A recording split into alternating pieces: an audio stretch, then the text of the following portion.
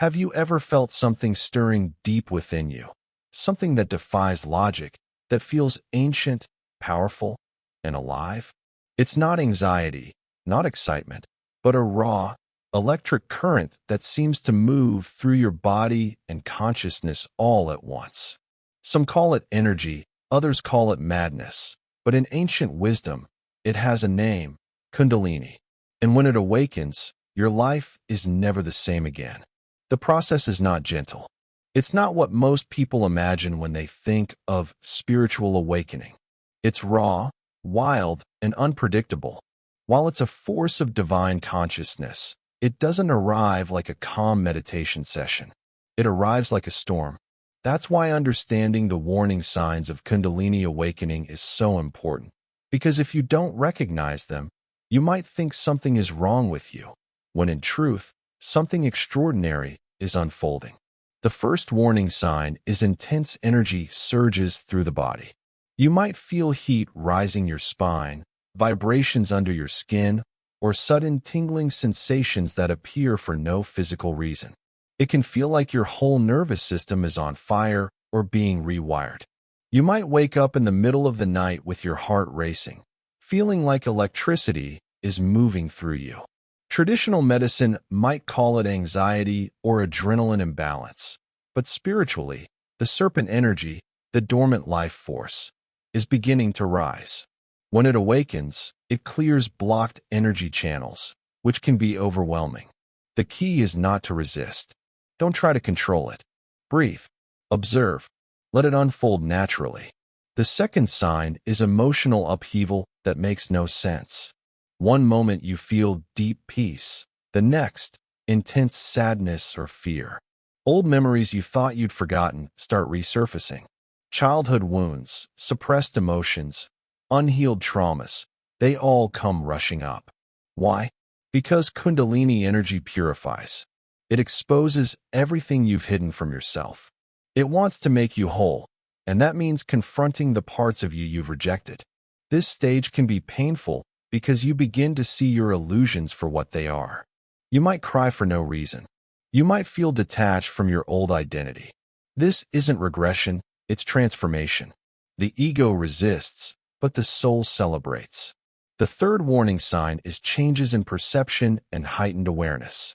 Colors may seem brighter, sounds sharper, and your intuition suddenly becomes stronger. You might start to feel people's emotions or sense the energy in a room. Synchronicities increase. You think of someone, and they call you. You see repeating numbers like 1111 or 333 everywhere you go. It feels as if reality is rearranging itself around your consciousness, because in many ways, it is. When Kundalini awakens, your perception expands beyond the five senses. You start seeing the invisible patterns that connect all things. It can be exhilarating, but also disorienting, especially when the world begins to feel both familiar and entirely new. The fourth sign is a sudden disinterest in the material world. You might find that things that used to excite you, money, possessions, social status, suddenly feel meaningless.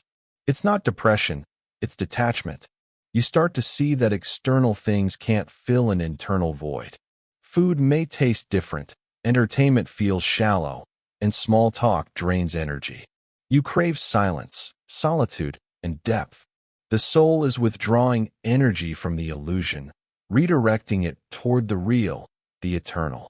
This phase often confuses those around you. They might say you're changing, becoming distant, even strange. But you're waking up from the dream of who you thought you were. The fifth warning sign is spontaneous physical movements or body tremors, known as kriyas. These can happen during meditation, rest, or even sleep. Your body might shake, sway, or assume yoga-like postures without conscious effort. It's the intelligence of the Kundalini energy working through you, releasing blockages from your energy field. In ancient texts, this process is considered sacred, but in modern times, it's often misunderstood as something pathological. If it happens to you, don't be afraid. Stay grounded. Drink water. Walk barefoot on the earth. Remember that your body is adjusting to a higher voltage of energy. It's learning to carry more light. The sixth sign is intense dreams or mystical experiences. During Kundalini awakening, your dreams can become vivid, symbolic, and charged with meaning. You may dream of serpents, fire, water, temples, or divine beings. These are not random. They are messages from your unconscious, guiding you through the transformation. You might even have out-of-body experiences or moments where the boundary between waking and dreaming blurs. The line between the spiritual and the physical begins to dissolve. What's happening is a merging of worlds, the conscious and unconscious, heaven and earth, meeting within you. And then comes the seventh warning sign, the most profound of all, the death of the old self. This isn't poetic, it's real. You begin to feel like the person you used to be no longer exists. Your beliefs crumble, your attachments dissolve, your ambitions fade. It can feel terrifying, as if you're losing everything. But this death is not destruction, it's rebirth. The ego dies so the soul can awaken. This is the night of the soul that mystics have described for centuries. You're not being punished, you're being purified. The mind can't understand it, but the heart knows its truth. Through all of these signs, one truth becomes clear. Kundalini awakening isn't about becoming more spiritual. It's about becoming real. It's the collapse of illusion, the meeting of light and shadow within you. Some call it enlightenment. Others call it madness. The experience can look different for everyone, but the essence is always the same, awakening to what you truly are. The process can't be forced, and it can't be avoided once it begins.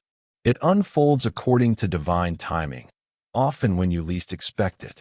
People often ask, how do I know if it's really Kundalini awakening or just anxiety, depression, or stress? The difference is this. Anxiety consumes you, but Kundalini transforms you. Anxiety narrows your awareness. Kundalini expands it. Anxiety feels like falling apart. Kundalini feels like being remade.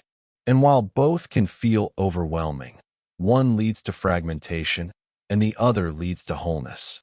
When this energy awakens, it asks for surrender, not control. The mind will want to analyze, label, and resist. But the deeper intelligence of the soul simply wants you to trust. Every shaking, every fear, every strange experience is part of a sacred process. The serpent rises not to destroy you, but to set you free. And yet, this freedom doesn't come instantly. After the storm of awakening, there comes a quiet, almost fragile stillness, a space where your old self has died, but your new self has not yet been born. This is where many people feel lost. You may feel empty, disconnected, or even numb. But this emptiness is sacred. It's the silence before creation, the pause between death and rebirth. Your soul is rebuilding its foundation, rewiring your inner world. The Kundalini energy that once surged like a river now begins to move with more harmony, teaching you how to live from presence, not from fear. During this integration phase, your senses sharpen differently. You begin to notice life not as a series of events, but as energy in motion. The wind on your skin feels alive. The sunlight feels conscious. Every sound, every face, every breath seems to carry meaning. You no longer see the world as something separate from you. You feel its pulse beating in rhythm with your own. It's as though the universe has moved inside you. But this new awareness also comes with responsibility. To live truthfully, to act from compassion, and to protect your peace fiercely. You realize that your inner state is no longer just yours. It ripples outward, affecting everything around you. Relationships change. Some people drift away because they no longer resonate with your energy. Others are drawn to you, as if recognizing something ancient in your eyes. You may find that you can no longer tolerate shallow conversations or environments filled with negativity. Your intuition becomes your compass. You feel when something aligns with your soul and when it doesn't. This discernment isn't judgment, it's wisdom. Kundalini teaches you to listen deeply to your body, your dreams, your heart. It turns your entire life into a mirror of your inner evolution. Physical changes may continue: sensitivity to light, sound, or certain foods, fluctuations in energy levels, spontaneous states of bliss or deep calm. These are not symptoms to fear. They're signs that your system is adapting to a higher vibration. You're learning to anchor spiritual energy into physical form, to become a bridge between heaven and earth. Meditation, breath work, grounding practices, and time in nature become essential tools. They help stabilize the current of energy so it supports you rather than overwhelms you. Eventually, something miraculous happens. The fear that once consumed you begins to dissolve. You no longer chase enlightenment because you realize it was never something to find, but something to remember. The divine presence you sought outside was always the essence within. You begin to live in a flow that feels effortless, guided, and alive. Life doesn't suddenly become perfect, but your relationship with it transforms. Even pain becomes sacred because you understand that everything serves awakening. So now, I want to ask you, have you ever felt something rising within you that you couldn't explain? A strange force, a silent transformation, a shift that made you question everything you thought was real? Share your experiences in the comments below. Your story might help someone else walking the same mysterious path. And remember this: Kundalini awakening is not an escape from life.